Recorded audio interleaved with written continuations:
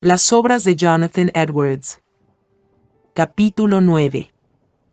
En este capítulo escucharán relatos sobre el comienzo de un segundo gran renacimiento de la religión, en la primavera y el verano de 1740. Se dará algunos detalles de la visita del señor Whitefield a Northampton.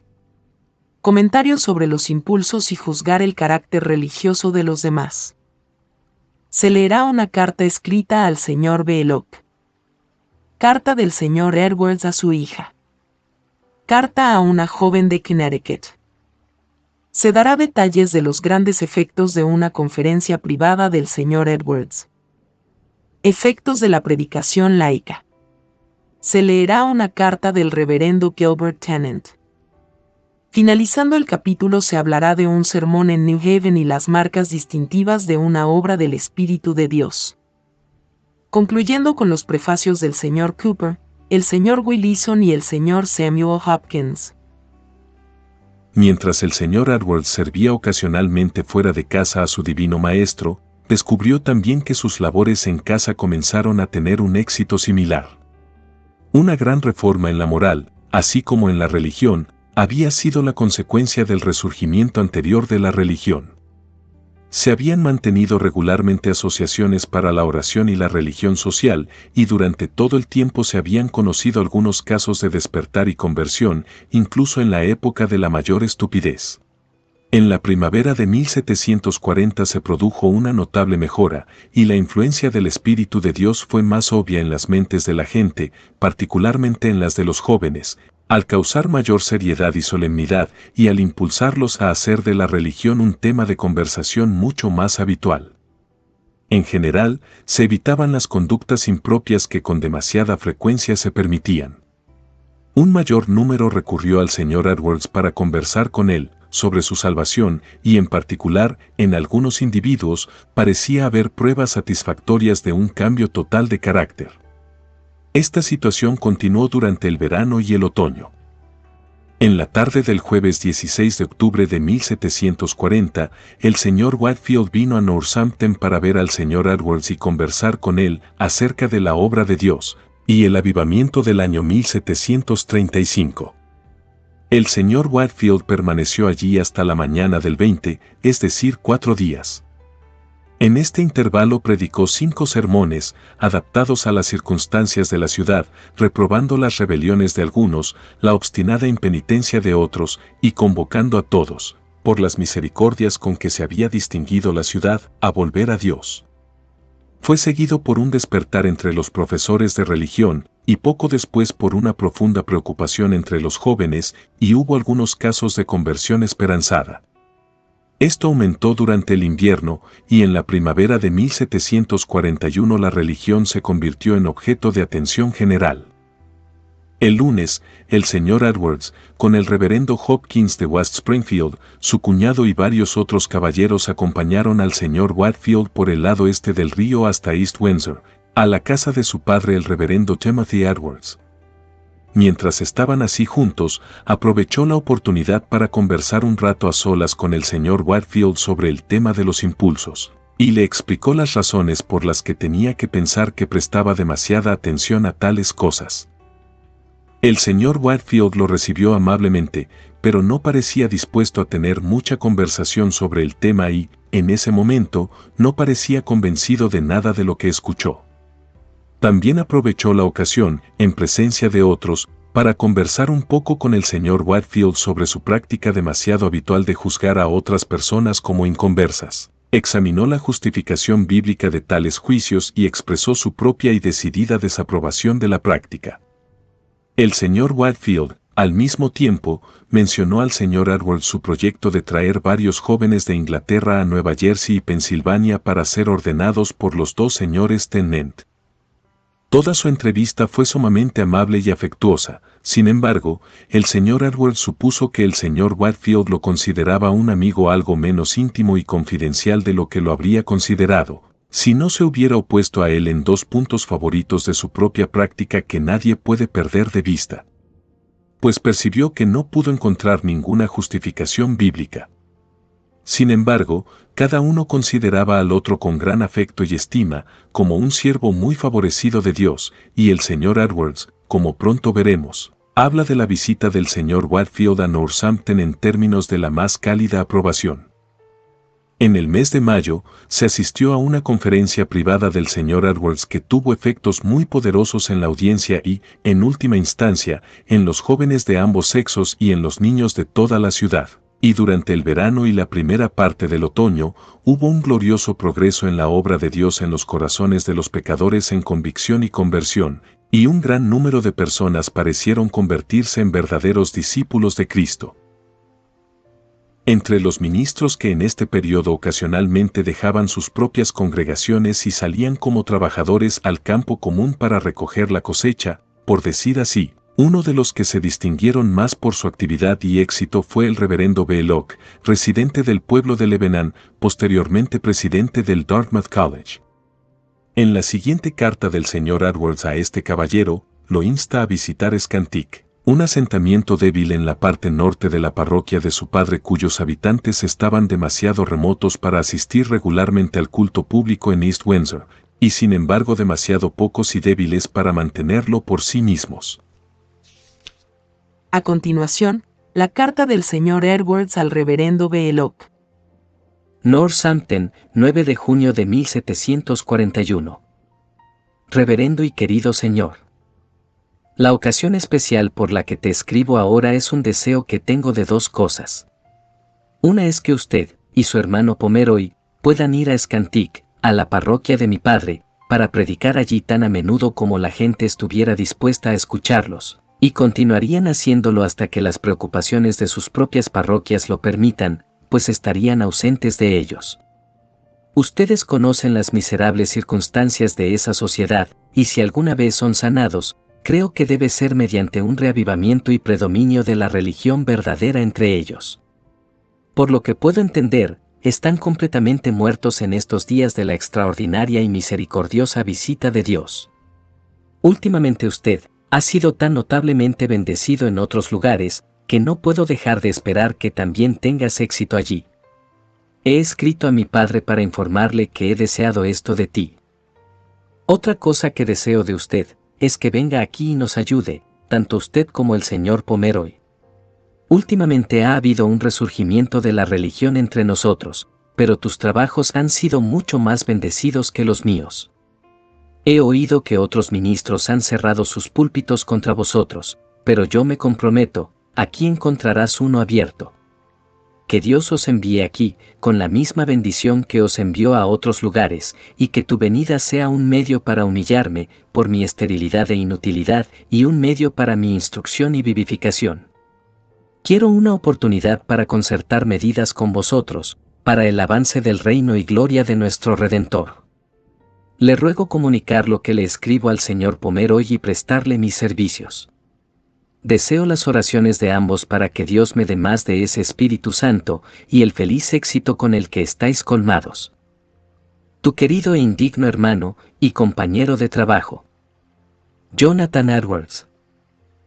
Como se conservan muy pocas cartas del señor Edwards a su propia familia, es apropiado entregárselas al lector, incluso cuando no sean interesantes, para exhibir su verdadero carácter como un padre cristiano afectuoso y fiel. La siguiente estaba dirigida a su hija mayor de 13 años, mientras ésta residía con su tía, la señora Huntington, en Lebanon. A continuación, la carta del señor Edwards a su hija Sarah. A la señorita Sarah Edwards, en Lebanon. Northampton, 25 de junio de 1741. Mi querida hija. Tu madre ha recibido 2 cartas tuyas desde que te marchaste. Nos alegra saber de tu bienestar y del floreciente estado de la religión allí, en Lebanon. Espero que aproveches bien la gran ventaja que Dios está poniendo así en tus manos, para el bien de tu propia alma.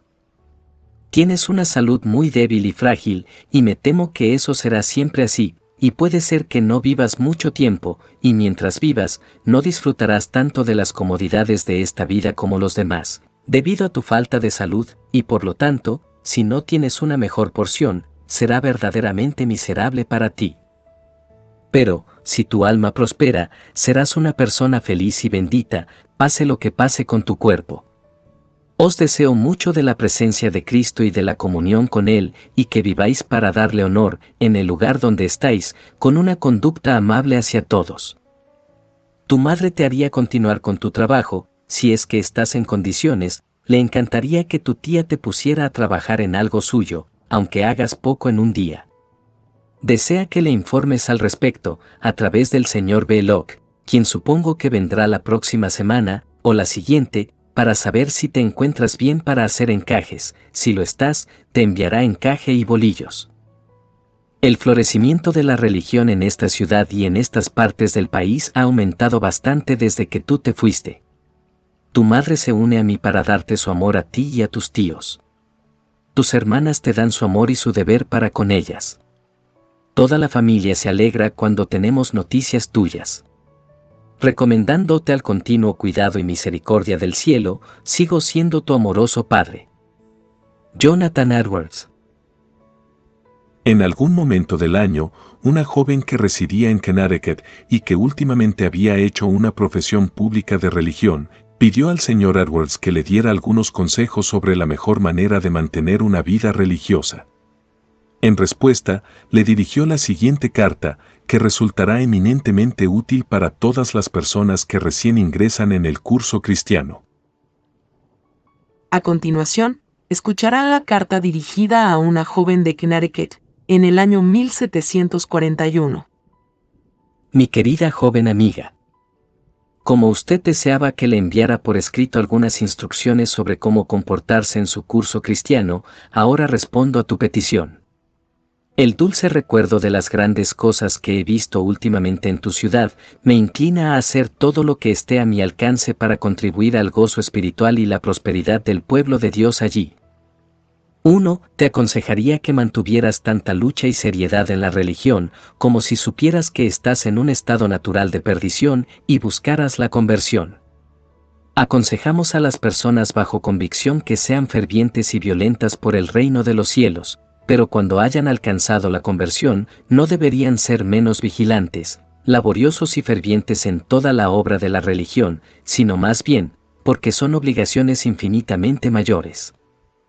Por falta de esto, muchas personas, a los pocos meses de su conversión, han comenzado a perder su dulce y vivo sentido de las cosas espirituales y a volverse frías y oscuras, y se han traspasado a sí mismos con muchos dolores. Mientras que, si hubieran hecho como lo hizo el apóstol, su camino habría sido, como la luz resplandeciente, que brilla cada vez más hasta llegar al día perfecto. Leer, Filipenses 3:12 al 14. 2. No dejéis de buscar, esforzaros y orar por las mismas cosas a las que exhortamos a los inconversos a esforzarse y en un grado que vosotros ya habéis tenido en la conversión. Ora para que tus ojos sean abiertos, para que recibas la vista, para que te conozcas a ti misma y seas llevada al estrado de Dios, y para que puedas ver la gloria de Dios y de Cristo, y puedas resucitar de entre los muertos, y tener el amor de Cristo derramado en tu corazón. Aquellos que tienen la mayoría de estas cosas, todavía necesitan orar por ellas, porque aún queda tanta ceguera y dureza, orgullo y muerte, que todavía necesitan que esa obra de Dios se realice en ellos, para iluminarlos y vivificarlos aún más, que los sacará de las tinieblas a la luz maravillosa de Dios, y será una especie de nueva conversión y resurrección de entre los muertos. Hay muy pocas peticiones que sean apropiadas para un hombre impenitente, que no sean también, en algún sentido, apropiadas para los piadosos. 3. Cuando escuches un sermón, escúchalo como si fuera un sermón únicamente para ti. Aunque lo que se hable pueda estar más especialmente dirigido a los inconversos, o a aquellos que, en otros aspectos, se encuentran en circunstancias diferentes a las tuyas, sin embargo, deja que la principal intención de tu mente sea considerarlo haciéndote estas preguntas. ¿En qué respecto es esto aplicable a mí? ¿Y qué debería de hacer con esto por el bien de mi propia alma? 4. Aunque Dios ha perdonado y olvidado tus pecados pasados, no los olvides tú misma. Recuerda a menudo que miserable esclava fuiste en la tierra de Egipto. Recuerda con frecuencia tus actos particulares de pecado antes de la conversión, como el bendito apóstol Pablo menciona a menudo, su antiguo espíritu blasfemo y persecutor y su carácter perjudicial para los renovados, humillando su corazón y reconociendo que era el más pequeño de los apóstoles, y no digno de ser llamado apóstol, y el más pequeño de todos los santos y el principal de los pecadores. Confiesa a menudo tus viejos pecados a Dios, deja que ese texto en Ezequiel 16:63 permanezca frecuentemente en tu mente, para que te acuerdes y te avergüences, y nunca más abras tu boca a causa de tu vergüenza, cuando esté tranquilo contigo por todo lo que has hecho, dice el Señor Dios. 5. Recuerda que tienes más motivos, en algunos casos, 1000 veces más, para lamentarte y humillarte por los pecados que has cometido desde tu conversión que antes. Debido a las obligaciones infinitamente mayores que tienes de vivir para Dios. Y contemplar la fidelidad de Cristo, que continúa inmutablemente con su bondad amorosa, a pesar de toda tu gran indignidad desde tu conversión.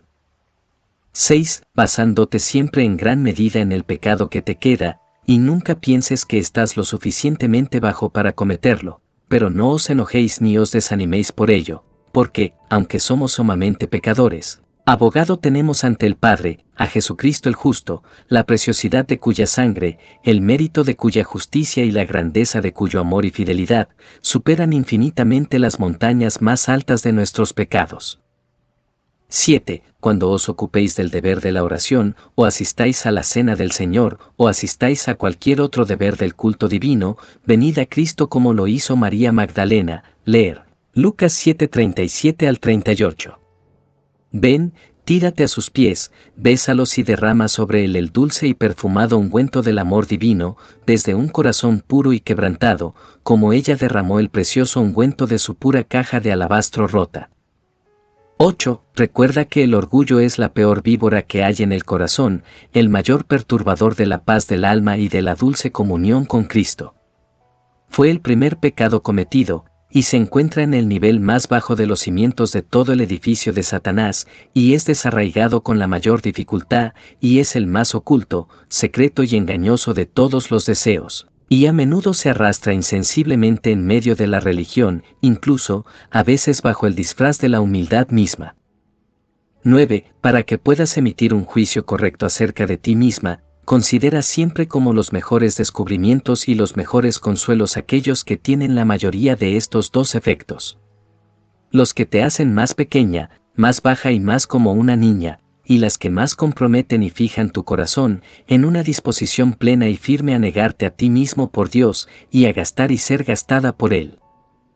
10. Si en algún momento caes en dudas sobre el estado de tu alma, en estados de ánimo oscuros y embotados, es apropiado revisar tu experiencia pasada, pero no consumas demasiado tiempo y fuerzas de esta manera. Más bien aplícate, con todas tus fuerzas, a una búsqueda seria de experiencia renovada, nueva luz y nuevos actos vivos de fe y amor.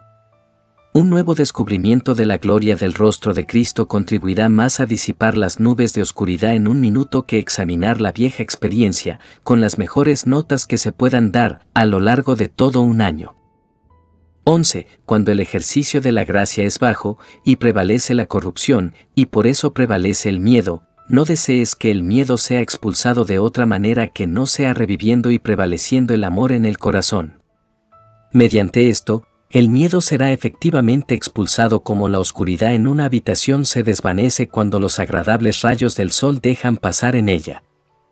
12. Cuando aconsejes y amonestes a otros, hazlo con seriedad, afecto y minuciosidad, y cuando habléis a vuestras semejantes, dejad que vuestras advertencias se mezclen con expresiones del sentimiento de vuestra propia indignidad y de la gracia soberana que os hace diferir. 13. Si ustedes mismos organizaran reuniones religiosas de mujeres jóvenes, a las que asistieran de vez en cuando, además de las otras reuniones a las que asisten, creo que sería muy apropiado y provechoso. 14. En caso de dificultades especiales, o cuando tenga gran necesidad o gran anhelo de alguna misericordia particular, para usted o para otros, reserve un día para oración secreta y ayuno solo para usted. Y pasa el día, no solo en peticiones por las misericordias que deseas, sino en escudriñar tu corazón, y en observar tu vida pasada, y confesar tus pecados delante de Dios, no como se acostumbra a hacer en oración pública. sino mediante un ensayo muy particular ante Dios de los pecados de tu vida pasada, desde tu niñez hasta ahora, antes y después de la conversión, con las circunstancias y agravamientos que los acompañan, y difundiendo todas las abominaciones de tu corazón de manera muy particular y completa como sea posible antes a Él. 15. No dejéis que los adversarios de la cruz tengan ocasión de reprochar a la religión por vuestra causa. Cuán santos deben comportarse los hijos de Dios, los redimidos y amados del Hijo de Dios. Por tanto, caminad como hijos de la luz y del día y adornad la doctrina de Dios vuestro Salvador, y especialmente, abundad en las llamadas virtudes cristianas y aseos semejantes al Cordero de Dios. Sed mansos y humildes de corazón, y llenos de amor puro, celestial y humilde para con todos, abunda en obras de amor hacia los demás y de abnegación hacia los demás, y que haya en ti disposición a considerar a los demás mejores que a ti mismo. 16. En toda tu carrera, camina con Dios, y sigue a Cristo, como un niño pequeño, pobre y desvalido, tomando la mano de Cristo, fijando la vista en las marcas de las heridas en sus manos y costado, cuando le salió la sangre. Que os limpia del pecado, y esconde vuestra desnudez bajo la falda de las vestiduras blancas y resplandecientes de su justicia. 17. Orad mucho por los ministros y la Iglesia de Dios, especialmente, que continúe su gloriosa obra que ahora ha comenzado, hasta que el mundo esté lleno de su gloria. Fin de la carta. Hago observación que la inscripción y la fecha han desaparecido del anterior manuscrito, pero como en el reverso está escrito a mano por el señor Edwards, supongo que la carta le fue escrita por él. Por este periodo, un número considerable de miembros laicos de la Iglesia comenzaron en varias partes de Nueva Inglaterra a celebrar reuniones religiosas y a predicar y exhortar a la manera de los ministros. Por lo general, eran hombres valiosos y con deseo de hacer el bien, pero teniendo mucho celo, poco conocimiento y, a menudo, poca discreción, la Iglesia en ese periodo, ciertamente tenía muy pocos motivos para regocijarse en sus labores. La siguiente carta del reverendo Gilbert Tennant, escrita al señor Edwards, probablemente en el otoño de 1741, explica sus propios puntos de vista sobre este tema. A continuación, la carta del reverendo Gilbert Tennant, dirigida al señor Edwards. Reverendo y querido señor, me alegra saber que mis pobres esfuerzos han sido de alguna utilidad para cualquiera en Nueva Inglaterra. Toda gloria sea al Dios grande y glorioso, cuando de la boca de los niños y de los que maman, a veces se complace en ordenar alabanza. Me alegro de escuchar el progreso de la obra de Dios entre ustedes este último verano, y que haya señales de su continuación. Bendito sea Dios, querido hermano. En cuanto al tema que usted menciona del envío de laicos a exhortar y enseñar, suponiendo que sean verdaderos conversos, no puedo dejar de pensar que, si se fomenta y continúa, tendrá terribles consecuencias para la paz y la solidez de la Iglesia en el mundo. No negaré que las personas laicas puedan ser útiles a la Iglesia de Dios mediante humildes y fraternales exhortaciones y reprensiones privadas, y sin duda es un deber el ser fieles en estas cuestiones. Pero mientras tanto, si la prudencia y la humildad cristiana no acompañan sus prácticas, pueden resultar perjudiciales para el bienestar real de la Iglesia. Respecto a que los jóvenes conversos ignorantes asuman con autoridad la tarea de instruir y exhortar públicamente, tiende a introducir los mayores errores y la más grosera anarquía y confusión. Los ministros de Cristo deben ser aptos para enseñar y capaces de convencer a los que contradicen, y es peligroso para la pura Iglesia de Dios, cuando son novicios cuyos labios deben preservar el conocimiento. Es una presunción vil, independientemente del celo que se pretenda, que cualquier persona se atribuya este honor, a menos que sea llamada por Dios, como Aarón. Sé que la mayoría de los jóvenes fanáticos son propensos, por ignorancia, desconsideración y orgullo de corazón, a emprender aquello para lo que no tienen las calificaciones adecuadas y, a través de sus imprudencias y entusiasmo, la Iglesia de Dios sufre. Creo que todos los que temen a Dios deberían levantarse y aplastar a la entusiasta criatura en el huevo. Querido hermano, los tiempos que vivimos son peligrosos. Las iglesias en América y en otros lugares corren un gran peligro de entusiasmo. Tenemos que pensar en la máxima, principiis obsta. Que el Rey de Sión proteja a su iglesia. No agrego más, sino amor, y pido un recuerdo en vuestras oraciones. Gilbert Tennant. Principiis obsta, Es una máxima latina que significa: opónganse a lo que solo es un principio. En el siguiente mes de septiembre, el señor Edwards asistió a la ceremonia de graduación pública en New Haven y el 10 de ese mes predicó su célebre sermón titulado Marcas distintivas de una obra del Espíritu de Dios, que como consecuencia de una discusión general, la solicitud del clero y otros caballeros que asistieron a la ceremonia de graduación se publicó poco después en Boston, acompañada de un prefacio del reverendo Cooper. En Escocia se publicó el año siguiente, con un prefacio del reverendo Willison. Este sermón, al exhibir las marcas distintivas entre una obra imaginaria y real del Espíritu de Dios, y al aplicar esas marcas a la obra de gracia entonces iniciada y que se extendió rápidamente por las colonias del norte y del centro, se convirtió en una defensa incontestable, no solo de eso, sino de todos los avivamientos genuinos de la religión.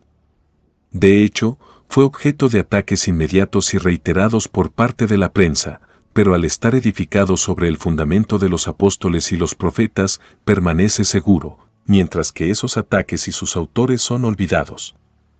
Exhibe las evidencias bíblicas de un genuino renacimiento de la religión, de la misma manera que su tratado posterior sobre los, entre comillas, afectos religiosos, muestra las de una conversión genuina. El señor Cooper lo presenta así a los cristianos de Nueva Inglaterra. A continuación, el prefacio escrito por el reverendo Cooper. Si alguno está dispuesto a recibir convicción, tenga la mente abierta a la luz y esté realmente dispuesto a saber si la obra presente es de Dios. Con gran satisfacción y placer puedo recomendarles las siguientes hojas, en las que encontrarán las, entre comillas, señales distintivas de tal obra. Así como se encuentran en las Sagradas Escrituras, aplicadas a la operación poco común que se ha realizado en la mente de muchos en esta tierra. Aquí el asunto se prueba con la piedra de toque infalible de las Sagradas Escrituras y se pesa en la balanza del santuario con gran juicio e imparcialidad. Este tipo de actuación es oportuna y necesaria, y deseo de todo corazón bendecir a Dios, que inclinó a este su siervo a emprenderlo, y le ha ayudado mucho en ello. Se sabe que el reverendo autor es, entre comillas, un escriba instruido en el reino de los cielos. El lugar donde ha sido llamado a ejercer su ministerio ha sido famoso por la religión experimental, y ha tenido oportunidades de observar esta obra en muchos lugares donde ha aparecido poderosamente, además de conversar con personas que han sido objeto de ella. Estas cosas lo califican para este emprendimiento, sobre todo sus argumentos a favor de la obra, se basan fuertemente en las Escrituras, la razón y la experiencia. Y creo que todo lector sincero y juicioso dirá que escribe muy libremente de un espíritu entusiasta o partidista. Se afirma el uso del aprendizaje humano, se recomienda una predicación metódica, fruto tanto del estudio como de la oración, y el ejercicio de la caridad, y al juzgar a los demás, es presionado e instado, y aquellas cosas que se consideran imperfectas, como obstáculos de la obra, son advertidas, y advertidas con gran fidelidad. Creo que muchos estarán agradecidos por esta publicación. Aquellos que ya hayan abrigado pensamientos favorables sobre este trabajo, serán confirmados por él, y los que dudan podrán quedar convencidos y satisfechos. Pero si después de todo, hay alguien que no puede ver las firmas de una mano divina en la obra, es de esperar que se le convenza de evitar sus censuras y poner fin a sus oposiciones, o al menos, entre comillas, tal vez ellos se encuentren luchando contra Dios. Solo agregaré mi oración, para que el digno autor de este discurso pueda continuar por mucho tiempo como una luz ardiente y brillante, en el candelero de oro donde Cristo lo ha colocado, y desde entonces difundir su luz por todas estas provincias. Que el Espíritu Divino, cuya causa aquí se abraza, acompañe esta y otras valiosas publicaciones de su siervo, con sus poderosas influencias, para que puedan promover los intereses del Redentor, servir a los fines de la religión vital y así contribuir al gozo presente y la corona futura del autor. Fin del texto. A continuación, escucharán el prefacio y testimonio del reverendo señor Willison a las iglesias de Escocia. El siguiente tratado del reverendo señor Edwards, de Northampton, en Nueva Inglaterra, acerca de la obra y operación del Espíritu Santo en la conciencia de los hombres, es, en mi humilde opinión, excelente, sólido, juicioso y bíblico. Actuación que espero mediante la bendición divina, resulte de gran utilidad para la Iglesia, para discernir una obra verdadera y real del Espíritu de Dios y para protegerse contra engaños y errores. Ciertamente es una gran misericordia para la Iglesia que este tema haya sido abordado y tratado por un escriba tan experimentado y bien equipado. que ha estado familiarizado durante mucho tiempo con el trato del Espíritu de Dios con las almas de los hombres en su propia congregación y el país donde vive. Y así ver el extraordinario trabajo allí en la actualidad, aunque a varios miles de millas de distancia de Escocia, es del mismo tipo que el de Cambuslang y otros lugares circundantes, y encuentra la misma oposición. El autor responde, con gran criterio, a las objeciones comunes que se hacen contra la obra, tanto aquí como allá, de modo que apenas es necesario añadir nada más. Advierte muy calurosamente a la gente contra la oposición o el reproche a la obra del Espíritu Santo. Siendo en la tercera persona de la gloriosa Trinidad, y Dios igual al Padre y al Hijo, y el gran aplicador de la redención comprada para nosotros, a todos les conviene honrarlo a Él y a su trabajo, y considerar muy peligroso hablar una palabra contra Él, según Mateo 12:32, que dice, no agregaré más que mis fervientes oraciones a Dios, para que bendiga tanto al autor como a su discurso, y que derrame su espíritu aún más abundantemente, tanto sobre América como sobre todos los dominios británicos. Y que aceleraría la gloria de los últimos días, cuando los judíos sean traídos con la plenitud de los gentiles, y que todos los reinos del mundo lleguen a ser reinos del Señor y de su Cristo para que Él reine. Para siempre y siempre. Amén y amén. Fin del texto. Fue durante esta visita a New Haven, que el señor Hopkins, que entonces estaba a punto de recibir su título de bachiller en artes en la Universidad de Yale, vio por primera vez al señor Edwards. Poco después se convirtió en su alumno, y así continuó siendo su amigo íntimo durante toda su vida, y en última instancia fue su biógrafo. La impresión que dejó en su mente se puede deducir del siguiente relato del tema en las memorias de su propia vida. A continuación, un comentario extraído de las memorias del señor Hopkins. Cuando escuché al señor Tennant, el reverendo Gilbert Tennant, que había predicado a menudo en New Haven en el mes de marzo anterior, pensé que era el más grande y mejor hombre y predicador que jamás había visto u oído. Sus palabras fueron para mí, como manzana de oro servida en bandeja de plata. Y pensé que cuando dejara la universidad, ya que en ese entonces estaba en mi último año, iría a vivir con él, donde quiera que lo encontrara. Pero justo antes del comienzo de septiembre, cuando iba a obtener mi título, el día 17 del mes en que cumplía 20 años, el señor Edwards, de Northampton, vino a New Haven y predicó. Luego expuso el sermón sobre la prueba de los espíritus, que posteriormente fue impreso. Ya había leído antes sus sermones sobre la justificación, entre otros, además de su narrativa de conversiones notables en Northampton, que tuvo lugar unos 7 años antes. Aunque entonces no obtuve ningún conocimiento personal de él, más allá de escucharlo predicar, sin embargo, le tenía tal estima, y estaba tan complacido con su predicación, que cambié mi anterior determinación con respecto al señor Tennant, y decidí ir a vivir con el señor Edwards, tan pronto como tuviera la oportunidad, aunque él vivía a unas 80 millas de la casa de mi padre. Fin del texto. Y fin del capítulo 9.